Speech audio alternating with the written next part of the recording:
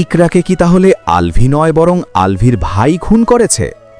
আলভির ভাই হঠাৎ লাইভে এসে এমন কি বিস্ফোরক তথ্য দিলেন যার কারণে তাদের পুরো পরিবারকে নেপালে পালিয়ে যেতে হলো? আর পুলিশের হাতে আসা সিসিটিভি ফুটেজে ইকরার 1 মাস আগের এমন কি দৃশ্য ধরা পড়ল যা দেখে স্বয়ং তদন্তকারী কর্মকর্তারাও হতভম্ব হয়ে গেছেন। ইকরার মৃত্যুর এই রহস্য এখন যেন হলিউডের থ্রিলার সিনেমাকেও হার মানাচ্ছে। আজ আমরা জানব এই ঘটনার পেছনের আসল সত্যিটা।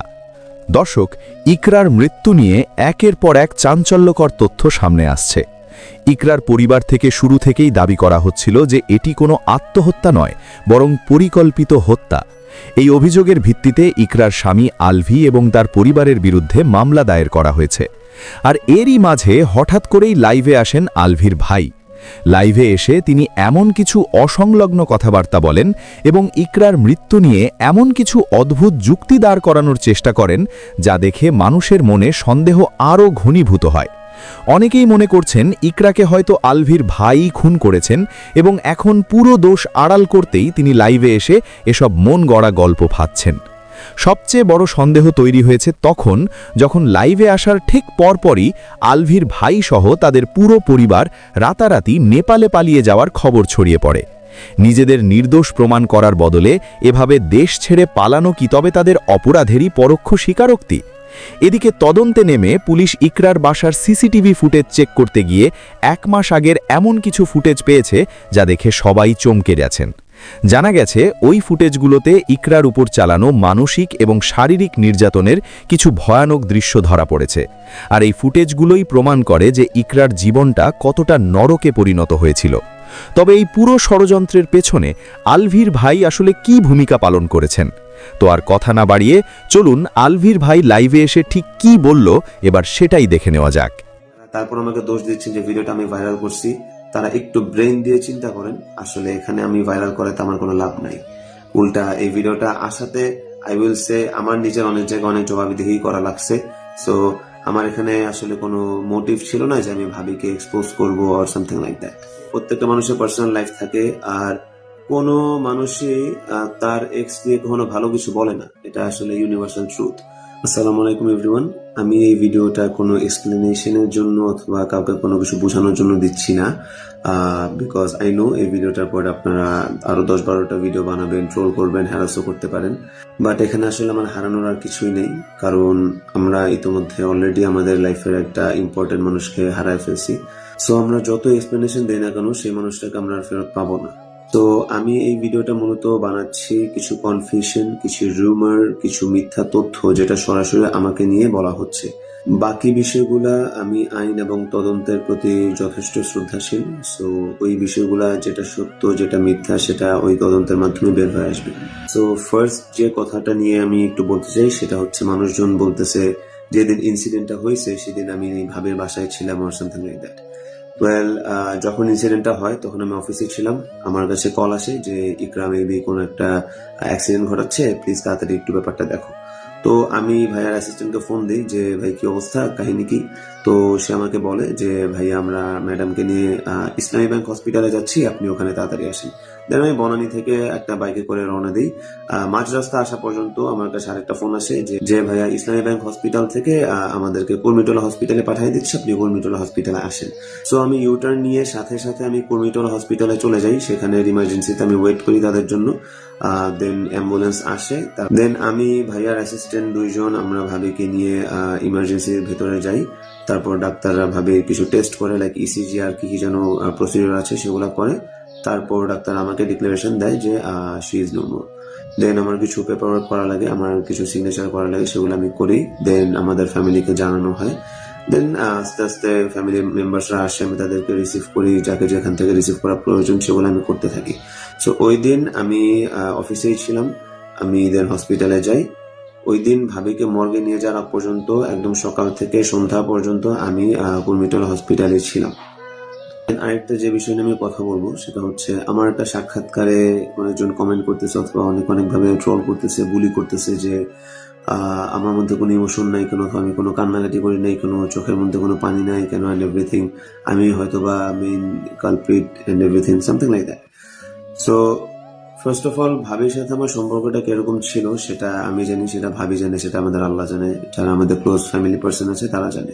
ভাবির জন্য আমি কতটুকু কান্না করছি, কতটুকু কান্না করতেছি অথবা করব, সেটা তো আমার মিডিয়ার সামনে এসে সিম্প্যাথি দেখায় ভাই দরকার নেই। আমি মিডিয়ার সামনে সিম্প্যাথি যদি দেখাইতে আসি, আমি মিডিয়ার সামনে হাওমা করে কান্নাকাটি করলাম, এটাতে তো কোনো লাভ হবে না, এটাতে ভাবি ফেরত আসবে না। সো এখানে আসলে ক্যামেরার সামনে আমি কান্নাকাটি করে সিম্প্যাথি গেইন করলে আমার আসলে কোনো লাভ হবে না, এখানে ভাবেরও কোনো লাভ হবে না, এখানে কারোর কোনো লাভ হবে না। আমার ভাবের প্রতি কি এরকম শ্রদ্ধা, কি পরিমাণ মায়া, কি পরিমাণ কান্নাকাটি আমি করছি অথবা করব, সেটা টোটালি আমার উপর, সেটা টোটালি আল্লাহ দেখতেছে। ইনস্টেড অফ ক্যামেরার সামনে কান্নাকাটি না করে 2 রাকাত নফল নামাজ পড়ে যদি আমি ভাবির জন্য দোয়া করি, সেটা ভাবির কাছে দিবে। ক্যামেরার সামনে এসে কান্নাকাটি করলে আই ডোন্ট থিঙ্ক এটার কোনো সলিউশন আছে। নেক্সট আরেকটা ব্যাপার হচ্ছে, যারা অনেক কথা বলতেছেন যে আমাদের ফ্যামিলি থেকে জানা যায় অথবা দাফনের সময় কেউ যায়নি কেন। সো যেদিন ভাবিকে ময়মনসিংহ নিয়ে যাওয়া হয় ওই দিন আমি রিজিককে নিয়ে গিয়েছিলাম, যেখানে ভাবির কাফন অথবা গোসলের বিষয়গুলা কমপ্লিট হয়। সো ওই দিন রিজিককেও বলা হয় যে রিজিক তুমি যাবা নাকি, বাট রিজিক ওর বাবা ছাড়া কোথাও যাবে না, রিজিক বাবা ছাড়া কোথাও যেতে চাচ্ছিল না। So at that very moment আমি চাইলে যেতে পারতাম, বাট আমি কেন যাই নাই সেটা হচ্ছে যে যেহেতু ভাইয়া নাই, আমার আম্মু এখানে অসুস্থ। সো আম্মুর এই অসুস্থতা অবস্থাতে আম্মুকে একা রেখে, রিজিককে এখানে একা রেখে আমি আসলে যেতে পারতেছিলাম না। এখানে মামলা, থানা, পুলিশ, অনেক কিছুই দেখা গেছে যে আমার একা হ্যান্ডেল করা লাগতেছিল, যে জিনিসটার কারণে আমি সেদিন ময়মনসিংহ যেতে পারিনি। ইনশাল্লাহ খুব শীঘ্রই ময়মনসিংহ যাবো, ভাবির কবর জিয়ারত করব ইনশাল্লাহ, এটা আমার নিজেরই একটা ইচ্ছা ছিল, আমি যাব। আর একটা ইম্পর্টেন্ট বিষয় নিয়ে যেটা আমি কথা বলবো, ভাবির যে একটা ভিডিও ভাইরাল হয়েছে, ওয়াশরুমের মধ্যে স্মোকিং করতেছে, ভাবির কাজিনরা ছিল, ভাবির ফ্রেন্ড ছিল, ইভেন ভিডিওটাতে আমিও ছিলাম। ভাবির কাজিনরা, ভাবির ফ্রেন্ডরা অনেক বড় গলায় বলতেছে যে ভিডিওটা আমি করছি অথবা ভিডিওটা আমি ভাইরাল করছি। এখন আমি পয়েন্ট টু পয়েন্ট বিষয়টা বুঝাই বলি। ভিডিওটা যদি আমি করে থাকি তাহলে অবভিয়াসলি আমার বডির কোনো পার্ট, আমার প্যান্ট, আমার জ্যাকেট, আমার গেঞ্জি কোনো কিছু দেখা যাইতো না। ভিডিওটা যে পয়েন্ট থেকে করা হয়েছে আমি এক্সাক্ট অপোজিট একটা পজিশনে ছিলাম, সো আমার হাতে ভিডিওটা হয়নি। আমি ভিডিওটা যদি ভাইরাল করার ইচ্ছাই থাকতো তাহলে আমি ততটুকু পোর্শনই ভাইরাল করতাম যতটুকু পোর্শনটাতে আমার কোনো কিছু প্রেজেন্ট না, লাইক আমার হাত, আমার টি শার্ট, আমার জ্যাকেট, আমার ট্রাউজার কোনো কিছু দেখা যাচ্ছে না, আমি ততটুকু পোর্শনই ভাইরাল করতাম। এই ভিডিওটাতে আমার হাত দেখা যাইতেছে, আমার পা দেখা যাইতেছে, যারা আমাকে চিনে জানে তারা ভালো মতো বুঝতে পারবে এই জ্যাকেটটা কার, এই ট্রাউজারটা কার, এই গেঞ্জিটা কার। সো আসলে আমার তো ভাই নিজেকে নিজের প্রবলেমে ফালানোর কোনো প্রয়োজন নেই। যারা তারপর আমাকে দোষ দিচ্ছেন যে ভিডিওটা আমি ভাইরাল করছি, তারা একটু ব্রেন দিয়ে চিন্তা করেন, আসলে এখানে আমি ভাইরাল করাতে আমার কোনো লাভ নাই। উল্টা এই ভিডিওটা আসাতে আই উইল সে আমার নিজের অনেক জায়গায় অনেক জবাবদিহি করা লাগছে। সো আমার এখানে আসলে কোনো মোটিভ ছিল না যে আমি ভাবিকে এক্সপোজ করবো অর সামথিং লাইক দ্যাট। কিছু কিছু নোংরা মেন্টালিটির মানুষজন, কিছু কিছু ওয়ানাবি ইনফ্লুয়েন্সার যারা ভিউ ব্যবসা করতেছেন, যারা মানুষের সেন্টিমেন্ট, মানুষের সিম্প্যাথি নিয়ে খেলতেছেন, তাদেরকে বলবো প্লিজ আমার ক্যান্সারটাকে ইউজ করবেন না আপনাদের আর্গুমেন্ট, আপনাদের ভিডিওতে। একটা মানুষের যখন ক্যান্সার হয় তার উপর দিয়ে কি যায় সেটা আপনাদের কোনো আইডিয়া নাই। আমি ক্যান্সারের ভিকটিম ছিলাম, আলহামদুলিল্লাহ এখন আমি সুস্থ আছি, বাট আপনারা যেভাবে জিনিসটাকে স্প্রেড করতেছেন, আপনাদের কথায় আই গেস আমার ক্যান্সার আর ব্যাক আসবে। ঠিক আছে, বিষয়টা এরকম হয়ে গেছে। সো আমি আপনাদেরকে কাইন্ডলি রিকোয়েস্ট করব, আমার ক্যান্সারটাকে অথবা আমার পার্সোনাল বিষয়গুলোকে এখানে টানবেন না। আপনারা এখানে আমার একটা ট্রমা, আমার একটা হেলথ ইস্যুসটাকে অনেক বাজেভাবে ইউজ করতেছেন। আপনারা যথেষ্ট শিক্ষিত, যথেষ্ট ম্যাচিওর মানুষ, একটা মানুষের এরকম ট্রমাটিক একটা সিনারিও, একটা মানুষের একটা ডেডলি একটা এক্সপিরিয়েন্স নিয়ে আপনারা এভাবে আসলে করা উচিত না। আমি এতটুকুই সাজেস্ট করবো, প্লিজ আমার পার্সোনাল লাইফ, আমার ক্যান্সার, এই জিনিসগুলোকে তো বাজেভাবে ইউজ করবেন না। এক ভদ্রলোক বলতেছে যে কোন জায়গায় ক্যান্সার হয়েছে এটা নাই বললাম, ভাই আমার রেকটামে ক্যান্সার হয়েছে, যেখান দিয়ে আপনারা বাথরুম করেন সেখান দিয়ে আমার ক্যান্সার হয়েছে, অ্যান্ড সেটা পার্মানেন্টলি রিমুভ করে আমার পেটের এখানে একটা বাইপাস করে দিছে।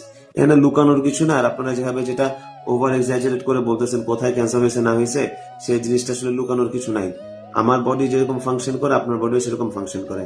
ইভেন আই উড সে আমি যেরকম নর্মাল লাইফ লিড করতেছি আফটার সার্ভাইভিং ক্যান্সার, সেরকম নর্মাল লাইফ আপনিও লিড করতে পারতেছেন না। আল্লাহ আপনাদেরকে হেদায়েত দেখ, আশা করি আপনারা এই জিনিসটা বুঝতে পারবেন। আরেকটা বিষয় বলতে চাই, জিনিসটা আমি আসলে বলতে চাচ্ছিলাম না, বাট আই থিঙ্ক যেহেতু কথাটা উঠে আসছে আমার কিছুটা বলা উচিত। আমার পাস্ট রিলেশনশিপ নিয়ে দু একজন মানুষ দেখলাম খুব লাফাচ্ছে, অনেক অনেক কিছু বলতেছে।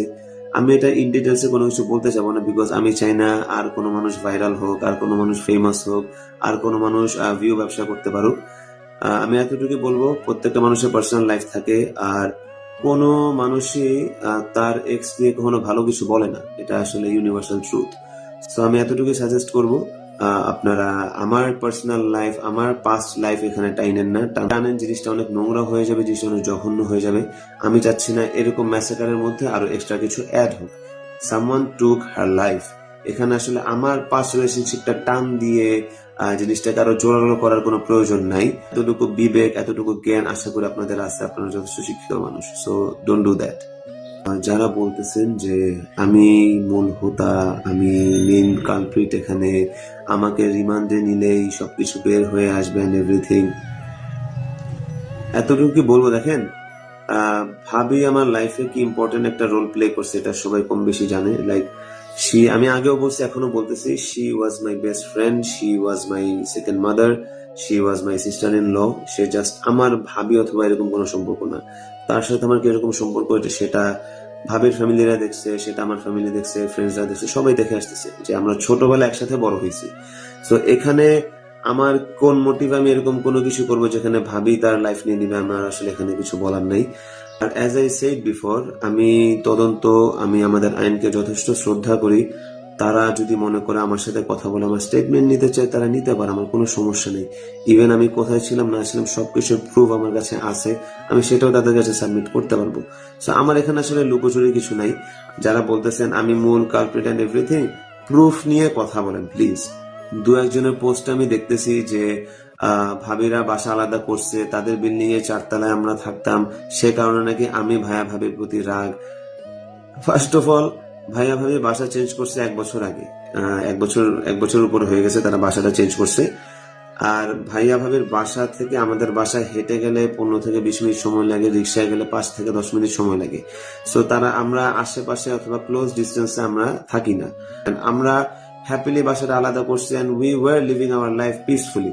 সো এখানে আসলে আমাকে অ্যাড করা অথবা আম্মুকে অ্যাড করা, এটা পুরাটাই বোকামি। যেহেতু অনেক কথাই বলতেছে, আম্মুর বিষয়টা আমি ছোট্ট ভাবে একটু অ্যাড করি।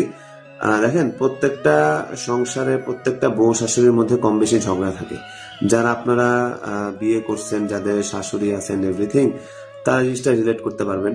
বউ শাশুড়ির মধ্যে কতটুকু ঝগড়া হইতে পারে সেটা আপনারা ভালো করে জানেন। এটা খুবই, একটা ফ্যামিলিতে ঝগড়া হয়, প্রত্যেকটা বউ শাশুড়ির মধ্যে ঝগড়া হইতেই পারে। আপনারা জাস্ট বাজে দিকটা দেখতেছেন। ভাবির সাথে আম্মুর সম্পর্ক কি পরিমাণ ফ্রেন্ডলি ছিল, কি পরিমাণ একটা মা মেয়ের মতো একটা বন্ডিং ছিল, সেটা আপনারা দেখতেছেন না। তারা দেশ বিদেশ ঘুরছে, তারা একা শপিং করছে কতবার, তারা একা ভালো ঘুরছে। আমি এটা খুবই কনফিডেন্টলি বলতে পারি, ভাবি আর আম্মু যে পরিমাণ ঘোরাফেরা করছে, যেভাবে সুন্দরভাবে লাইফ লিড করছে, লাইফস্টাইল মেনটেন করছে, এটা বাকি 5-10টা বউ শাশুড়ি কখনো করতে পারে নাই। তাদের মধ্যে যে পরিমাণ একটা ফ্রেন্ডশিপ ছিল, এই ফ্রেন্ডশিপটা নর্মাল কোনো বউ শাশুড়ির মধ্যে দেখা যায় না। প্রত্যেকটা জিনিসেরই দুইটা সাইড থাকে, আপনারা বোথ সাইড বিবেচনা করে আপনারা স্টেটমেন্ট দেন, কোনো সমস্যা নেই।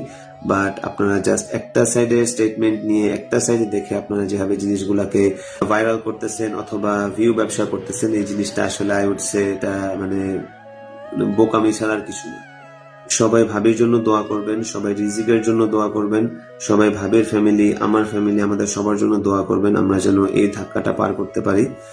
যারা প্রতিনিয়ত আমাকে টেক্সট দিচ্ছেন, কল দিচ্ছেন রিজিকের আপডেট নেওয়ার জন্য, রিজিক আলহামদুলিল্লাহ সুস্থ আছে, রিজিক আলহামদুলিল্লাহ অনেক ভালো আছে। রিজিককে আমরা স্টেপ বাই স্টেপ বোঝানোর চেষ্টা করতেছি যে এরকম একটা ইনসিডেন্ট হয়েছে, অথবা তার মা আমাদের মধ্যে আর নাই, তার মা আল্লাহর কাছে চলে গেছে। এভাবে আমরা জিনিসটা স্টেপ বাই স্টেপ যতটুকু বোঝানো যায় সফটলি আমরা বোঝাচ্ছি। যেহেতু এখনো ভাইয়া প্রেজেন্ট নাই, ভাইয়া আসতে পারতেছে না এই সিচুয়েশনটার কারণে, সো পুরোপুরি আমরা রিজিককে ডিরেক্ট কোনো স্টেটমেন্ট দিতে পারতেছি না। বিকজ এরকম একটা স্টেটমেন্ট পাওয়ার পরে রিজিক ফার্স্টে তার বাবাকে খুঁজবে, তার বাবার জন্য কান্নাকাটি করবে। আমি স্টেপ বাই স্টেপ রিজিককে বুঝাচ্ছি সিনারিওটা, সিচুয়েশনটা, যে কিভাবে কি হচ্ছে অথবা what is happening right now. So আলহামদুলিল্লাহ রিজিক ভালো আছে, সবাই দোয়া করবেন রিজিকের জন্য। ছোট একটা কথা আমি অ্যাড করবো যে suicide is not a solution. আপনার যদি কোনো কিছুতে ভালো না লাগে, আপনি ওই জায়গা থেকে বের হন। আপনার ফ্রেন্ডস আছে, ফ্যামিলি আছে, তাদের সাথে যোগাযোগ করে ওই জায়গা থেকে বের হন। Suicide is not a solution. আপনি সুইসাইড করবেন, এখানে আপনার সাথে আপনার অনেক মানুষের life involved. I would suggest আপনারা যারা এরকম কোনো মেন্টাল ট্রমা অথবা এরকম কোনো মেন্টাল স্টেট দিয়ে যাচ্ছেন যেখানে আপনাদের সুসাইডাল থট আসতেছে, ফ্যামিলির সাথে টাইম স্পেন্ড করেন, talk to people, talk to doctor, আপনারা লাগলে প্রফেশনাল কোনো হেল্প নেন, বাট এরকম নিজের সেলফ হার্ম করা থেকে বিরত থাকুন, আমি এতটুকুই সাজেস্ট করবো। এই বিষয়গুলো এক্সপ্লেন করার কারণ হচ্ছে অনেকে না জেনে ভুল কথাবার্তা ছড়াচ্ছে, যার কারণে আমাদের এখনকার সিচুয়েশন অনেক কমপ্লিকেটেড আর কনফিউজিং হয়ে যাচ্ছে। সবাই ভাবির জন্য দোয়া করবেন, সবাই রিজিকের জন্য দোয়া করবেন। রিজিক ওর বাবার সন্তান, রিজিক ওর মার সন্তান, রিজিক আমার রক্ত, আমার ব্লাড। সবাই আমার জন্য দোয়া করবেন, আমি যেন রিজিকের চাচা হিসেবে, রিজিকের পোপা হিসেবে আমার জীবনের বেস্টটা ওকে দিতে পারি। Thank you so much. আসসালামু আলাইকুম, আল্লাহ হাফেজ, বাই বাই।